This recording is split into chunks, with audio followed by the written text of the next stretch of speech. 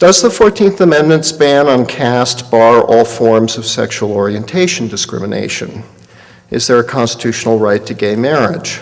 I think the answer is no.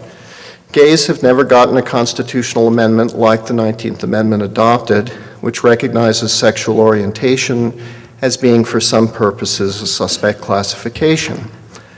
The reason sex discrimination is appropriately treated as being subject to almost strict scrutiny is because in 1920, 2/3 of both houses of Congress and 3/4 of the states made a conscious, knowing social decision that sex ought to be irrelevant in voting. The Article 5 rule of recognition for constitutional change was thus met by women in 1920. Before that time, sex discrimination was not constitutionally a form of caste. After that time, it was. Suffice it to say that gays have not yet demonstrated that there is an Article 5 consensus for gay marriage. In fact, when the issue has been put to a vote, the supporters of gay marriage have generally lost.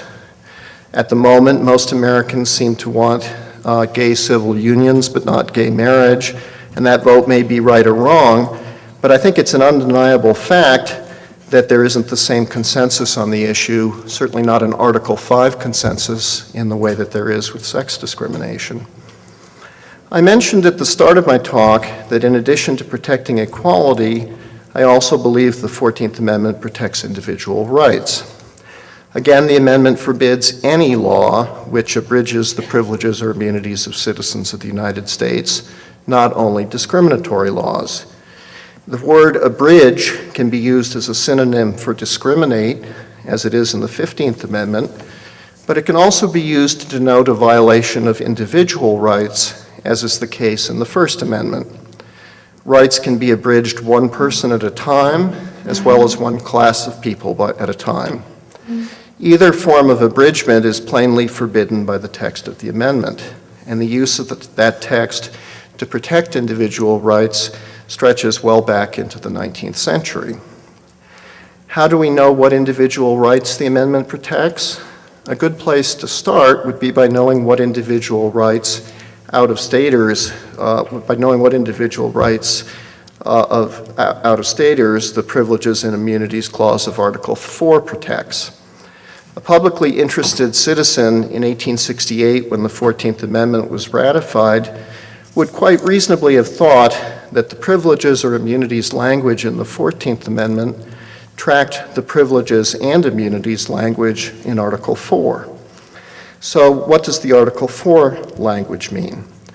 I think the Article 4 Privileges and Immunities Clause is best seen as guaranteeing equal out-of-staters, equal civil rights with in-staters, but not equal political rights or rights to equal levels of benefit from government or state-owned lands.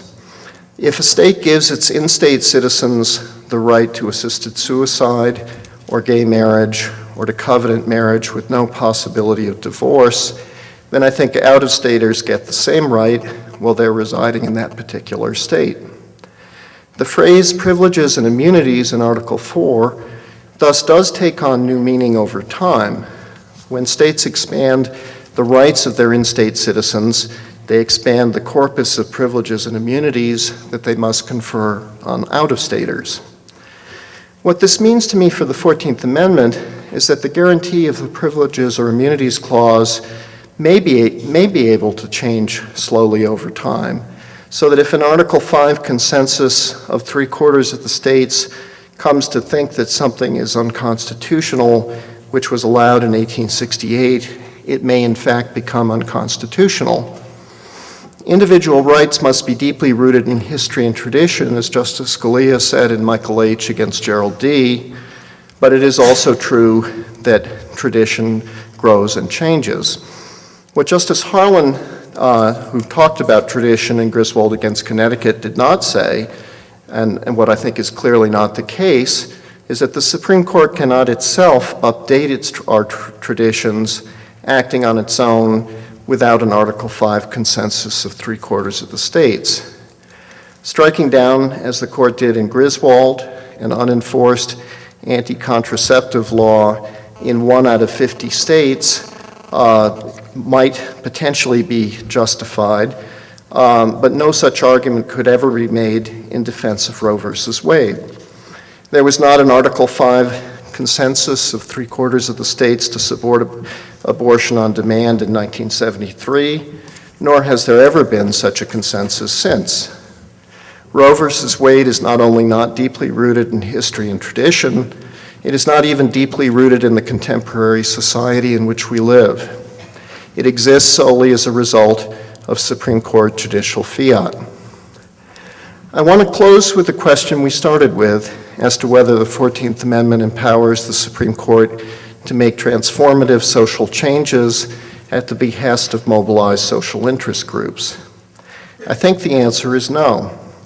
The text of the 14th Amendment is addressed to the Congress, the President, the governors, and the state legislatures, as well as to the Supreme Court.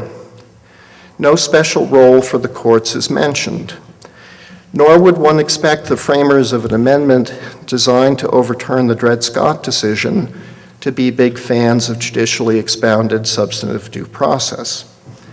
In fact, the only mention in the 14th Amendment of an enforcement mechanism is the language of Section 5, which contemplates congressional and not judicial enforcement of the amendment. Legitimate transformative social change happens as it did in 1868 or in 1920, when 2/3 of both houses of Congress and 3/4 of the states agree on a textual change. Successful and mobilized interests like the Jim Crow movement may win transient doctrinal victories in the Supreme Court, but all Americans know that those doctrinal victories are at bottom illegitimate and thus can always be overturned. There's no guarantee, of course, that an Article 5 majority of the American people, or indeed that any majority, will always act justly and fairly. So to that extent, I have to agree that the 14th Amendment does not necessarily guarantee justice and fairness to all. Thank you.